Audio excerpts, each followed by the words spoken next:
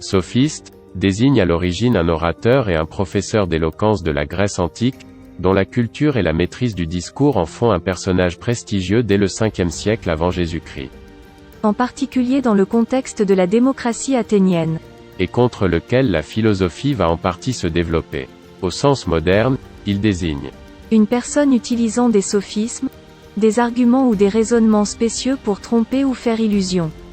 Sophistique désigne par ailleurs à la fois le mouvement de pensée issu des sophistes qui s'est développé à l'époque de Socrate, mais aussi le développement de la réflexion et de l'enseignement rhétorique. En principe à partir du 4e siècle avant Jésus-Christ. En pratique à partir du 2e siècle dans l'Empire romain. Leurs détracteurs, dont le plus célèbre fut Platon, estiment que, n'ayant en vue que la persuasion d'un auditoire, que ce soit dans les assemblées politiques ou lors des procès en justice, les sophistes développent des raisonnements, dont le but est uniquement l'efficacité persuasive, et non la vérité. Et qui à ce titre contiennent souvent des vices logiques, bien qu'ils paraissent à première vue cohérents. Des sophistes ne s'embarrassaient pas de considérations quant à l'éthique, à la justice ou à la vérité. Cependant, depuis le 19e siècle et parallèlement à l'effondrement progressif des principes moraux et éthiques issus de l'Antiquité, certains commencent à voir en eux non plus des rhéteurs vaniteux ou des jongleurs d'idées sans principe, mais des penseurs sérieux, parfois tragiques militants d'un humanisme qu'on rapprocherait à bon droit de l'époque des Lumières, à moins qu'ils ne soient les précurseurs de notre postmodernité. À l'origine, l'appellation de sophiste n'est pas considérée comme injurieuse, mais le fait que le sens de celle-ci soit devenu plutôt péjoratif est dû à Platon qui, en mettant en scène Socrate opposé à certains sophistes, a changé la connotation du nom de sophiste. Le pseudo-Platon définit le sophiste comme chasseur salarié de jeunes riches et distingués. C'est Platon qui a popularisé le mot dans un sens péjoratif par ses dialogues, dans lesquels Socrate discute souvent avec des sophistes pour analyser leur raisonnement. Opposé aux méthodes sophistiques. Il s'y intéressa pour leur concept de relativisme de la vérité. Concept en totale opposition avec la philosophie socratique, selon laquelle il n'existe qu'une vérité. Et que c'est en la cherchant que l'on est dans le bien, le beau, et le juste. Il peut ainsi s'exercer à combattre les impostures qui jouent sur la vraisemblance pour piéger leurs auditeurs, ou encore paraître avoir raison en toutes circonstances, buts considérés immoraux. Xénophon, autre disciple de Socrate, va jusqu'à donner le nom de sophiste aux pythagoriciens. Aristote a ensuite fondé la science de la logique, visant à classer les différentes formes de raisonnement, ou syllogisme, en faisant le tri entre ceux qui sont cohérents et ceux qui font simplement semblant de l'être, en particulier dans le traité intitulé Réfutation sophistique. Les Grecs faisaient la différence entre la sophrosunée, sagesse mesure, modération, et la sophia, sagesse savoir.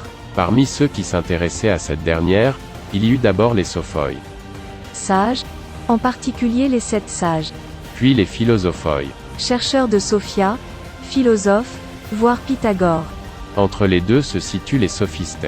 Spécialistes de Sophia, les premiers emplois du mot portent surtout sur un savoir technique, par exemple la musique. Sans pour autant former une école en soi, les membres de ce groupe avaient en commun plusieurs idées nouvelles. Au cours du 5e siècle avant Jésus-Christ, un certain nombre de sophistes, issus pour la plupart de cités périphériques ou de petite taille, parcourent la Grèce pour donner des leçons de Sophia. Ces leçons sont payantes et même très chères, mais les sophistes promettent à leurs élèves, qui sont le plus souvent de jeunes aristocrates, une rapide réussite. Au contraire du sophos ou du philosophos, qui tendent à transformer leurs disciples en sophoi et philosophoi, à leur tour les sophistes ne veulent pas former des sophistes, mais, concrètement, des gens aptes à réfléchir, à prendre des décisions, à argumenter et à gouverner. Ils détournèrent leur attention des sciences et de la philosophie pour la porter sur des études plus pratiques, principalement la rhétorique, la politique et la loi, compétences dont avaient besoin les jeunes Grecs afin d'assurer leur succès. Ils encourageaient aussi une certaine connaissance des arts et métiers. Ils suscitent un grand engouement, mais aussi des réactions de la part de ceux qui estiment qu'ils sont des révolutionnaires. On ne possède presque rien de leurs œuvres, sans doute parce que leur enseignement était payant. Ils n'avaient pas intérêt à l'offrir librement au public. La notion moderne de sophistication témoigne du raffinement caractéristique de leur enseignement. Parmi les sophistes célèbres, l'histoire a retenu les noms de Protagoras, expert en droit, Gorgias, maître de la rhétorique. Prodikos, l'un des premiers à étudier le langage et la grammaire, et qui s'attacha particulièrement au phénomène de polysémie en insistant pour employer les mots dans un sens précis et univoque. Antiphon, un des rares sophistes athéniens. Hippias d'Élie, un esprit encyclopédique qui prétendait tout savoir. Il y en eut bien d'autres, dont certains charlatans, qui rivalisaient en héristique sur des choses insignifiantes et dont l'objectif se limitait à la victoire des arguments face à l'adversaire. Par exemple, Thrasymachus prétendait que, par nature, le faible n'a aucun droit sur le fort. Calliclès, dont l'existence réelle est controversée, est aussi un archétype de cette tendance. En dépit de ces dérives, leur contribution aux sciences grammaticales et linguistiques est indéniable. C'est aussi par la critique socratique de la démarche sophistique que s'est constituée la méthodologie philosophique. La curiosité sans limite des sophistes et leur pragmatisme font qu'ils ont souvent été jusqu'à remettre en cause l'existence des dieux. Les œuvres de Protagoras auraient été détruites par Autodafé. Aristoxène rapporte, dans les commentaires historiques, que Platon avait eu l'intention de brûler tous les écrits de Démocrite qu'il avait pu rassembler, mais que les pythagoriciens Amycla et Clinia l'en détournèrent en lui représentant qu'il n'y gagnerait rien, puisqu'il était très répandu. Ce qui confirme ce récit, c'est que Platon, qui a parlé de presque tous les anciens philosophes, ne cite pas une fois Démocrite, pas même lorsqu'il serait en droit de le combattre. Sans doute parce qu'il savait bien à quel redoutable adversaire il aurait affaire. D'après Michel Onfray, l'historiographie de la philosophie a discrédité et méprisé ce courant philosophique, mais la recherche récente a tendance à remettre en cause l'existence de ce courant en tant que tel. Le seul véritable point commun de ceux que nous appelons les sophistes serait leur prétention à détenir la science, Sophia, et à pouvoir la transmettre à quiconque paye pour écouter leurs leçons, tandis que, sur tout le reste, leurs positions sont très diverses et souvent opposées. Ce seraient leurs adversaires et rivaux dans la recherche d'élèves. Ceux qui se disent philosophes. Littéralement, ceux qui cherchent la science, sans prétendre la posséder déjà. C'est-à-dire les disciples de Socrate, Démocrite, Isocrate, etc. qui auraient procédé à cet amalgame. Les caractéristiques énumérées ci-dessus seraient en réalité communes à la majeure partie des intellectuels grecs de l'époque. C'est le polygraphe Philostrate d'Athènes qui, au début du IIIe siècle, dans ses Vies des sophistes, a inventé l'expression de seconde sophistique. Plutôt qu'une définition chronologique, il s'agissait en fait d'une définition logique. Seconde parce qu'il en existe déjà un autre type. Mais, comme les sophistes évoqués par Philostrate sont tous du IIe siècle, les historiens modernes de la rhétorique ont tendance à la cantonner à cette période. Le sophiste de la seconde sophistique est d'abord un professeur de rhétorique qui a pour élève des adolescents. Outre ses leçons, il compose des manuels techniques, des recueils de sujets à traiter, avec ou sans correction, des modèles de discours.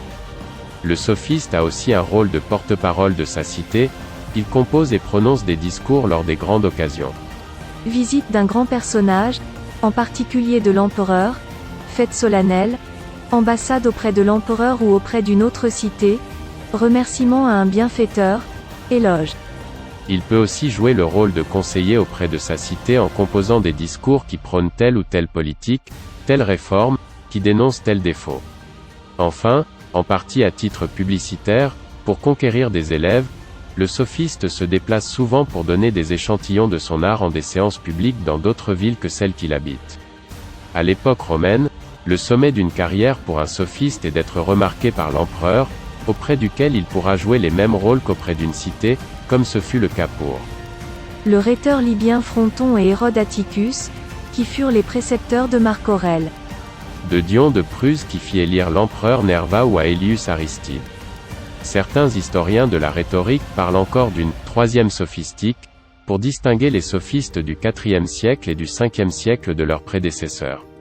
Dans l'empire désormais chrétien et plus bureaucratique, leur influence est en effet moins grande que pendant le Haut Empire, parce qu'ils sont en concurrence avec les légistes, les bureaucrates et les évêques. D'autre part, ces sophistes tardifs semblent plus préoccupés par la morale. Les plus connus sont Libanios, Himérios, Thémistios et Choricios de Gaza. Pour Platon, les sophistes ne sont pas un simple repoussoir, mais des adversaires sérieux dont les doctrines méritent d'être combattues. Socrate attaque les sophistes qui, par leur relativisme et leur nominalisme, sont les ennemis de l'idéalisme platonicien. Platon ne critique cependant que modérément les grands sophistes. Les dialogues de Platon mettent en scène des joutes entre des disciples de ceux-ci et Socrate, qui en vient aisément à bout, les déconsidère et les ridiculise. Les principaux reproches portent sur les points suivants. Les sophistes font payer leurs leçons comme d'autres maîtres de technaille, sculpteurs, potiers, etc.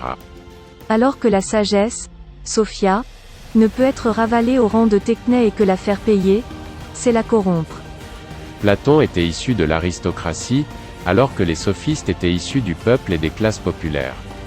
Et souvent étrangers ou métèques dans la Grèce antique. Les sophistes sont amoraux, puisque leur enseignement peut servir tout aussi bien à donner des armes à l'injustice, alors qu'ils prétendent donner à leurs élèves une éducation. Les sophistes manipulent le langage et préfèrent l'efficacité à la vérité. Cependant, certaines thèses philosophiques défendues par les sophistes sont prises au sérieux par Platon. Thèses épistémologiques. Les sophistes sont considérés comme relativistes par Platon. Protagoras affirme ainsi que « l'homme est la mesure de toute chose ». Cela signifie que la vérité n'est pas quelque chose d'indépendant de l'homme, mais qu'elle dépendra de sa perspective. En allant à peine plus loin, on soutiendra la thèse que rien n'est vrai, et que tout est relatif. Il n'y a pas de doute que la doctrine des idées est une tentative de sortir du relativisme des sophistes. Thèses politiques. Elles ne sont pas séparables des thèses épistémologiques. Si l'homme est la mesure de toute chose, alors les lois de la cité ne sont pas guidées par ce qui est bien en soi, mais par ce que les hommes sont convenus d'adopter. C'est le positivisme juridique, par opposition au naturalisme. Les lois sont conventionnelles et non pas fondées sur une morale transcendante. Thèse morale. Si rien n'est vrai en soi, alors rien n'est bien en soi, d'où l'assimilation de la vertu à la puissance. Est vertueux celui qui est capable d'assouvir ses désirs, c'est-à-dire son bien propre, plutôt que le bien commun. De plus, ce bien n'est assimilé au plaisir, alors que Platon veut l'associer au respect de la justice des sophistes. Si vous avez aimé la vidéo, n'hésitez pas à vous abonner à la chaîne, afin d'être au parfum des nouveautés.